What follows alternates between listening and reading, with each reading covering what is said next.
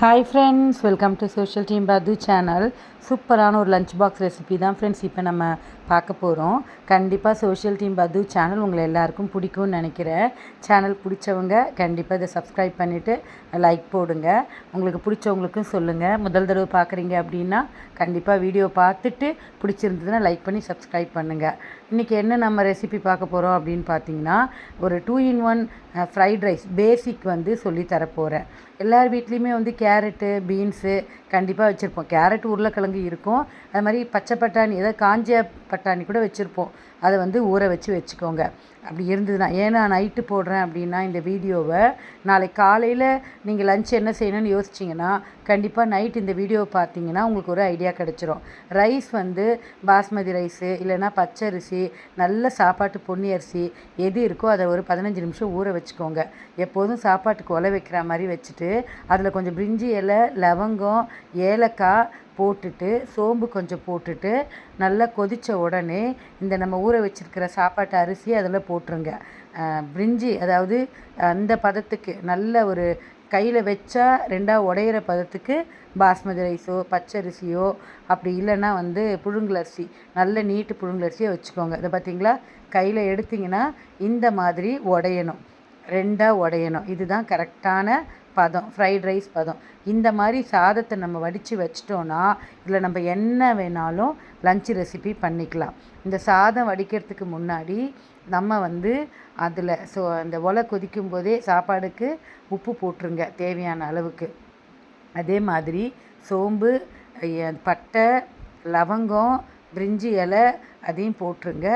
ஏலக்காய் ஒன்று போட்டுட்டிங்கன்னா சாதம் வடித்த பிறகும் அது எல்லாம் சேர்ந்து கம கம கமன்னு ஒரு வாசனை வரும். அந்த கிராம்பு, பட்டை இதெல்லாம், சில பேர் இஞ்சி பூண்டு பேஸ்ட்டு கூட போடுவாங்க. அது வேண்டாம், டாமினேட் பண்ணிடும். இந்த அளவுக்கு நம்ம சாதத்தை வடித்து வச்சுக்கலாம். குக்கர் சாதம் வேண்டாம், இந்த மாதிரி சாதத்தை வடிச்சுக்கோங்க. ஊற வச்சு பண்ணோன்னா 10 to 15 நிமிஷத்தில் சாதம் வெந்துடும். பாருங்கள், சாதம் ரெடியாக ஆறி இருக்குது. பொடியாக வெங்காயம் நறுக்கிக்கோங்க. அதுக்கப்புறம் கொத்தமல்லி, புதினா இருந்தால் வச்சுக்கோங்க. ஒரே ஒரு பச்சை மிளகா, அதுக்கப்புறம் இஞ்சி பொடியாக நறுக்கிக்கோங்க. பூண்டு இருந்தால் பொடியாக போட்டுக்கோங்க உங்களுக்கு வேணும்னா. அதுக்கப்புறம் பீன்ஸு, கேரட்டு, தக்காளி கூட இதுக்கு வேண்டாம். வேறு காய் உங்கள் வீட்டில் என்ன இருக்கோ போட்டுக்கோங்க. கோஸ் இருந்தாலும் சரி, கேப்சிகம், உருளைக்கிழங்கு, அப்புறம் பட்டாணி, அதில் சென்னா, என்ன இருந்தாலும் போட்டுக்கோங்க. எதுவுமே இல்லைன்னா இந்த சாதத்தை அப்படியே நீங்கள் ஜீரா, கீல, அதாவது நெய்யில் ஜீரா போட்டு தாளித்தா கூட சூப்பரான கீ ரைஸ் கிடைக்கும். இல்லை கொத்தமல்லி, புதினா அதை போட்டாலும் சூப்பரான புதினா ரைஸ் கிடைக்கும்.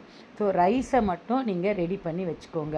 நல்ல ஒரு இரும்பு கடாயோ இல்லை இண்டோலியம் வெயிட்டாக இருக்கிற ஒரு கடாயோ எடுத்துக்கோங்க. இல்லை மண்சட்டி எடுத்துக்கோங்க. மண்சட்டியாக இருந்தால் பழக்கமான மண்சட்டி எடுத்துக்கோங்க. இல்லைன்னா ஒட்டும். எண்ணெய் விட்டுட்டு, இல்லை நெய் இல்லை பட்டர், ஆனால் எண்ணெய் தான் பெஸ்ட்டு.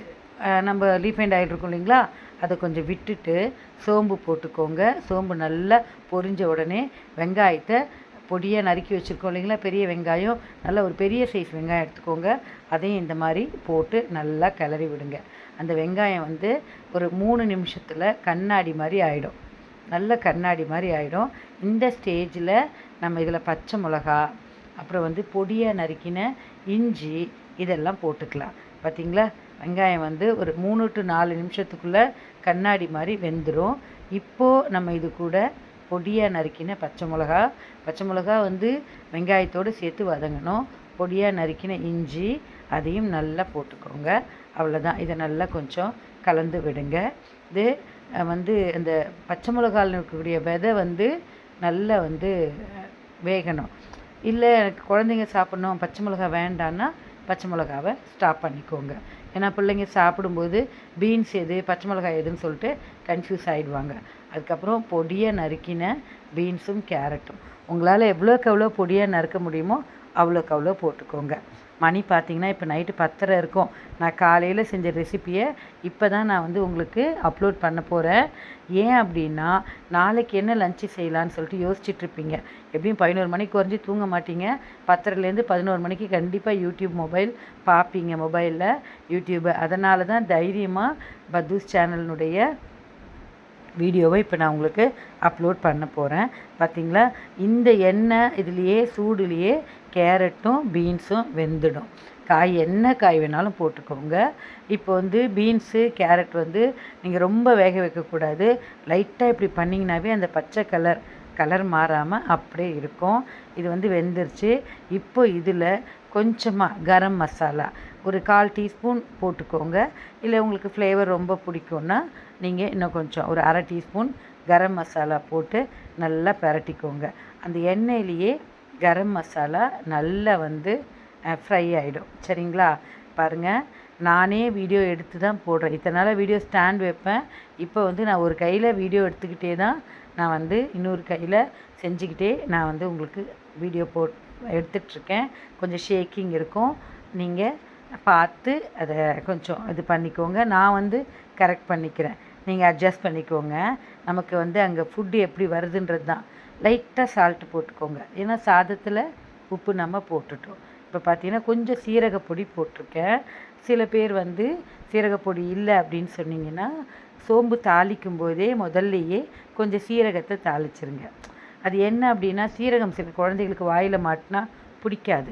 அதனால தான் சீரக பொடியை நம்ம போட்டுக்கலாம். ஸோ இப்போ நல்லா வெந்துருச்சு ஃப்ரெண்ட்ஸ். இந்த ஸ்டேஜில் வடித்து வச்சுருக்கிற சாதத்தை இதில் கொட்டுங்க.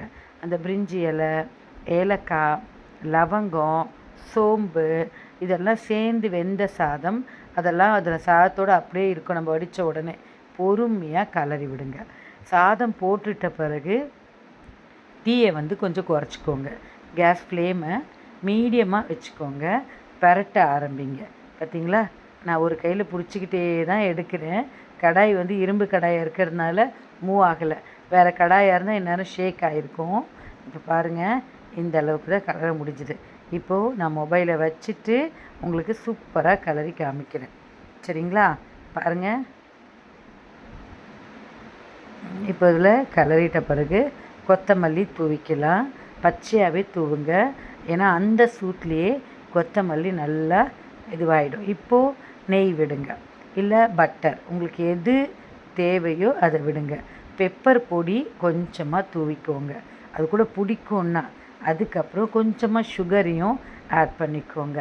இந்த நேரத்தில் தான் நீங்கள் காய் இல்லை அப்படின்னா பன்னீர் இருக்குது பார்த்தீங்களா, அதை ஃப்ரை பண்ணி போட்டுக்கலாம். முந்திரி இருந்தால் அதையும் ஃப்ரை பண்ணி போட்டுக்கலாம். கேஷ்யூ ஃப்ரைட் ரைஸ் ஆகிடும். பன்னீர் போட்டிங்கன்னா பன்னீர் ஃப்ரைட் ரைஸ் ஆகிடும்.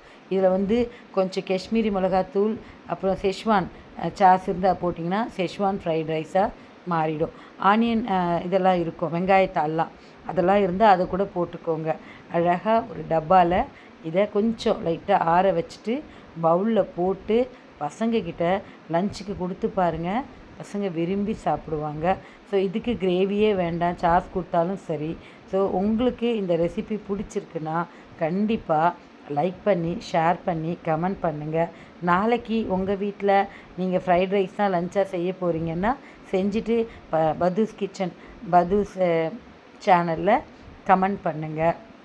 ஸோ உங்களுடைய ஒவ்வொரு கமெண்ட்டும் எனக்கு ரொம்ப வந்து வேல்யூபிளாக இருக்கும். ஸோ நீங்கள் என்னை மோட்டிவேட் பண்ணி எனக்கு வந்து சப்போர்ட் பண்ணுவீங்க நான் நம்புகிறேன். மறக்காமல் சோஷியல் டீம் பது சேனலுடைய எல்லா வீடியோவையும் போய் பாருங்கள், லைக் பண்ணுங்கள், ஷேர் பண்ணுங்கள். உங்களுக்கு பிடிச்ச ரெசிபீஸ் ஏதாவது செய்யணுன்னா அதை கமெண்ட் பாக்ஸில் சொல்லுங்கள். கண்டிப்பாக நான் அதை ட்ரை பண்ணுறேன். ஸோ எல்லாருக்கும் பதூஸ் கிச்சன் சார்பாக தீபாவளி நல்வாழ்த்துக்கள். Bye friends.